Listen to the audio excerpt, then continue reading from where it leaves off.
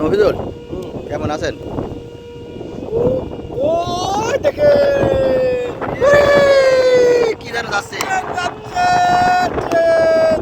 হ্যাঁ হ্যাঁ, ঠিক ঠিক, ট্রেন যাচ্ছে। এসছে ভালো সুন্দর দৃশ্য আর হয় না। ধুলা হয়ে যাচ্ছে। খট খট খট খট আওয়াজ।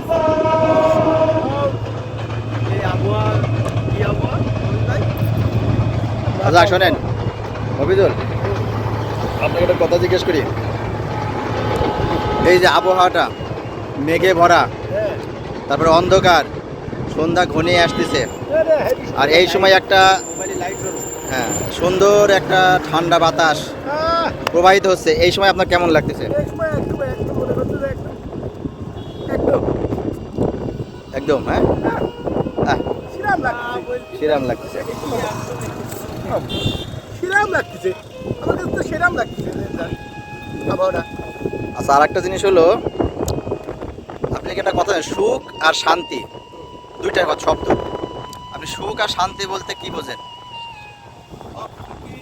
শান্তি না, আমার সব শান্তি, সব শান্তি আর সুখ দুটো ভিন্ন জিনিস। আচ্ছা, এটা আপনি কিভাবে ব্যাখ্যা করবেন? এটা আমি মনে করেন যে এই যে এইটা হচ্ছে শান্তি। আর আপনি এই যে চাকরি করছেন, টাকা পয়সা বোর হাতে দিচ্ছেন, আপনার কিছু না আনতে দেরি হলে তোদন খাচ্ছেন, হ্যাঁ, এটা হচ্ছে যে আপনার শান্তি।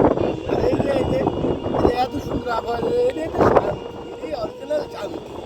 টাকা পয়সা দিয়ে আপনি আপনি শান্তি কিনতে পারবেন না, সুখ কিনতে পারবেন, এটা ক্ষণস্থায়ী। আর শান্তি হচ্ছে আপনার দীর্ঘস্থায়ী। এটা প্রকৃতিগতভাবে আপনার জীবনে আসবে, এটা ফিল করার জন্য আপনার একটা মন লাগবে। আপনি শান্তি আপনাকে শান্তি মানে সুখ সুখ কিনতে পাওয়া যায় কিন্তু শান্তি কিনতে পাওয়া যায় না। কিনতে পাওয়া যাবে না। আপনি প্রকৃতিতে আপনি সেটা আপনি এটা প্রকৃতিগত দান। এটা দেখে নিতে হবে যে প্রকৃতিতে আপনার শান্তি আছে কোথায় আছে, হুম। এটা দেখে নিতে হবে। কাজ কাজ সারাদিন কাজ কাজ হিসেব দাও, এ দাও ও দাও, আপনার শান্তি আছে? আচ্ছা, তাহলে আপনি বোঝাতে চাচ্ছেন যে অনেকে টাকা পয়সা, ধন দৌলত, স্বর্ণ, বাড়ি গাড়ি সব আছে, তারা সুখে আছে, কিন্তু অনেকে শান্তিতে নেই, তাই তো? না না, কোনো শান্তি নেই। আপনার ইয়াতে কি বলে বিল গেটসের বউ চলে যায়, টাকার অভাব নেই। তাকে শান্তি নেই। ওই শান্তি নেই, শান্তি নেই, শান্তি আলাদা। শান্তি আলাদা। তাহলে আপনি কি বলতেছেন, মানুষ কি উপদেশ দেবেন, আপনার দর্শকদের জন্য কি বলবেন? শান্তির জন্য কি করা উচিত তাদের? শান্তির জন্য প্রকৃতির কাছে আসা উচিত। শান্তির জন্য না সুখের জন্য? আর সুখের জন্য পরিশ্রম করবেন। আপনি পরিশ্রম করবেন, টাকা ইনকাম করবেন, আপনি অট্টালিকা করবেন, এটা হচ্ছে আপনার সুখ, কিন্তু সেটা ক্ষণস্থায়ী।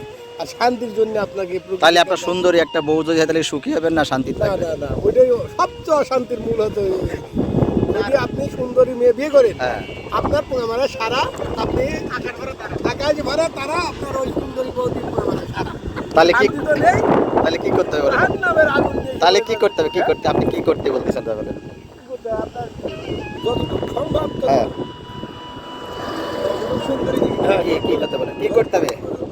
কি করতে হবে, এত এত কি করতে হবে, কি করতে হবে বুঝতে পারছেন না? মানে সব কিছু তো এত ভেঙে বলা যাবে না জিনিসটা। তাহলে আপনি কি সুখে আছেন না শান্তিতে আমি আছেন? খুবই এখন বর্তমান শান্তিতে, আর সামনে আর আর এক দু মাস পরে আমার মতো শান্তি আর আপনার আপনার এইরকম শান্তি কি হ্যাঁ। করে আপনি আর